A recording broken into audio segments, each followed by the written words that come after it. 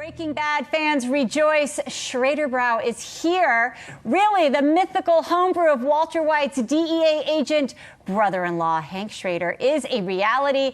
And Dean Norris, the actor who played Hank, has had a critical role turning fiction into reality. And he joins us now. This is really exciting. Yeah. How did it go from like an obscure plot point to reality? Well, that's a great question. Somebody came to me early on and was talking about possibly doing a beer. And I thought, okay, and then it didn't kind of go anywhere. And then I thought, well, if someone's going to do it, I might as well do it myself, because I mainly would be the person promoting it and stuff like that. So I went to Sony, struck a deal with them for the licensing. I found a great partner, a young USC film grad, not USC business school guy, who also worked in the beer business. And he's been doing most of the hard part, the legwork and stuff. And we timed it because we knew we had some things coming out, like a little thing coming out here in about a month. Yeah. How did that happen?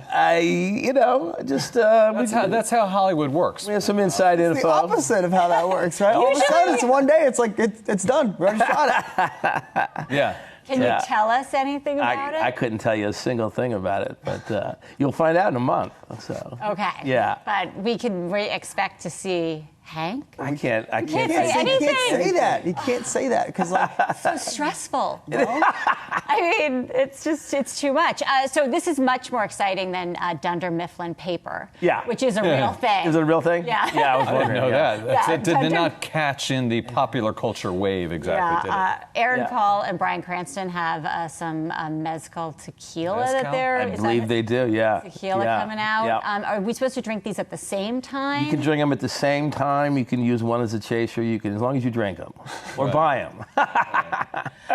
What kind of? Can tell us a little bit about the beer? Yeah, it's your involvement. Did you taste test? Did you go and do a lot? That's my biggest contribution was making sure the taste was right. We really were concerned that it wasn't just going to be a novelty beer, because we knew we could bring a lot of people to the beer with the name and all the stuff. So we wanted to make sure that it was a quality beer. So we had like a dual mandate. We wanted it to be craft brew lovers. We wanted them to go, yeah, this is a quality beer, but also people who maybe have lighter tastes, in beer, would drink and go, I can drink that, So we call that drinkability. We wanted to make sure we had that, as well as the kind of street cred, if you will, of a true craft beer. So we partnered with this brewery in Buellton, California, who's actually rather famous for making German-style lagers. They had the capacity that they could do our beer as well. That was important. And we went up there and started drinking beer and said, little this, little that, little this, little that, color this, that, all these different things that go into making the beer. And it turned out really nice. I'm glad to hear that it's a German style. Yeah. I mean, so you're matching the name and all right. that. That's really cool. Let me ask you, Dean, so Warren Buffett, this is a business program. Warren Buffett, a big fan of the show. Did you ever meet him or talk to him? Did he ever come onto the set? Absolutely. He came to at least one of our premieres. I got a couple pictures with a nice man, for being a multi-billionaire. He was a very approachable and sweet guy. So, you got to send him some beer. I don't know if he drinks a lot of beer, but you definitely need to get him holding a bottle. That would be helpful. Yeah, that would be helpful. I like it. That's a good idea. We'd love to hear about people's connections to Wall Street. And I want to know if it's true that when you were graduating from college, Harvard, you came down to interview with some investment banks. And you went on their dime, and then you went to auditions? Is this a true story? That is a true story, yeah. I love that. I didn't come from a whole bunch of money. So when I was graduating Harvard, it was easy to get job interviews. It was like I graduated in 85. So with the crash was 86. So that was, investment banking was all the thing if you came out of Harvard, So they would fly you down on whatever, Eastern, I think it was. Back in the day. Back in the day. I know that. Yeah. And you'd stay in a nice hotel and, get up and go chit-chat a little bit about commodities or about this or about that. And then I would put on a T-shirt and go out and do auditions. That's fantastic. Did you ever think about taking those jobs or no? No. No. I thought about it later. When you're that age, you're like, wow, it seems all kind of, obviously the chance of becoming a successful actor seemed rather, distant. But Yeah, after I got to LA, I was glad I did what I did. So what do you make of the media business right now? Because we're obviously talking constantly about Disney Plus, Netflix, all this stuff.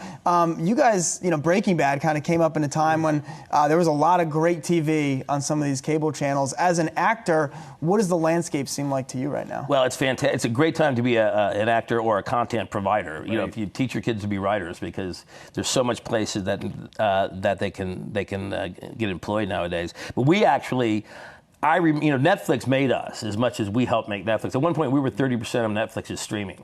Okay, wow. That's when they were like a $10 stock. Yeah. Did you own Netflix stock? I wish I did. Come on. I know. Yeah. And because at least 30-40% of people who saw Breaking Bad saw it on Netflix. It was the first binged show. I think they coined the term for that.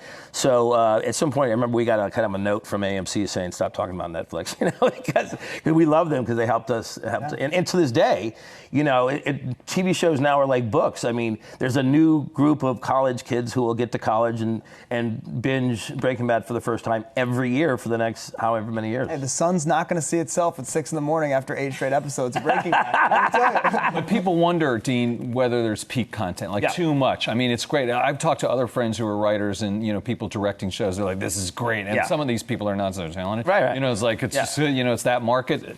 But is there too much peak content? I mean, personally, I think there might be. I think you start stretching that stuff thin. I mean, there's only so many basketball players who can play at that level. If you keep getting more and more teams, you know what I'm saying? Right. Just humanity only produces that many people who can do particularly well. I also think it's going to be very interesting to see if we ever see, since Breaking Bad and Game of Thrones, if we'll ever see a culturally united show again.